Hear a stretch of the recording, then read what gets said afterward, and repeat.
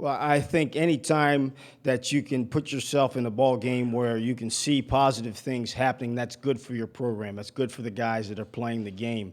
But again, we're in the business of winning. And what I told the team on Sunday night was, as you look through the game film, we're a foot off in a lot of different areas. A physical foot, which means that, knocking down a ball, we're a foot away. Catching a ball that's, 12 inches in front of us, we're a foot away. We missed a tackle on a kickoff return that brought the ball back to the 40. The guy's a foot away. So we're physically a foot off in making a lot of plays. And I told our football team that we need to find that foot this week. Wherever that foot is, those 12 inches, we got to go find that foot because that's the difference, the physical difference that makes a difference in your world. Well, I thought the crowd was absolutely amazing. I mean, our fans came out. They did just what fans should do. They stood on their feet for 4 quarters. They screamed. They hollered. Our student section was excellent. I mean, that's the way that college stadiums are supposed to be across the globe. And our fans were the best on Saturday night, and we can't thank them enough. What's the key to stopping that kind of rushing attack? Well, you got to get a lot of men near the football, which is always leaves you vulnerable in other spots, but you have to try to make them as one-dimensional as you can. You got to be able to stop the power. They run it out of a lot of different formations. They have a big offensive line.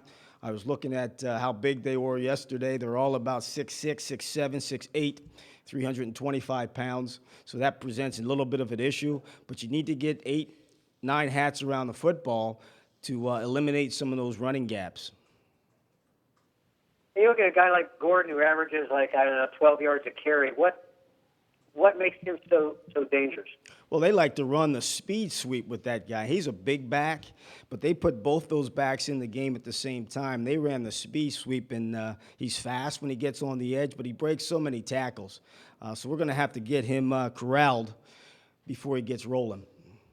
Do you like starting it in September, or would you like to get your non-conference out of the way before the conference starts? I don't really have any decision on when we should start the Big Ten season or not. We're obviously excited about this challenge on Saturday. We're going to go up and play like crazy and give ourselves every chance we can to win this football game. It's a big, big game for this program. And what's the mood around the team as you move forward? Well, our team knows that they were very disappointed in the outcome on Saturday night, and that's where you want them to be. If you guys are happy because we played better or we played well, something's wrong there. The outcome of the game should determine how you feel, and our guys didn't feel good about the outcome of that football game Saturday night, so we're starting to get it. But where their heads are, they know that they are a good football team, and they know if they can find that 1 foot in their play, each individual, then they got a chance to be pretty successful at the end of the year. I always talk about, don't measure. We're in the first leg of a race. This is a 4-leg race. We're in the first leg of a race. Evaluate the race at the end. Last thing, Coach, from me, you had some concerns in the Indiana State game about the offensive line, not making some plays, holding onto some blocks. Can you assess the offensive line's play against Notre Dame? We played a great defensive front, I thought, last weekend, and those guys did a good job. The 2 tackles graded out winning performances. I thought Kugler played pretty well. The guards hung in there on those big 350-pound 3 technique in the nose. So they played better.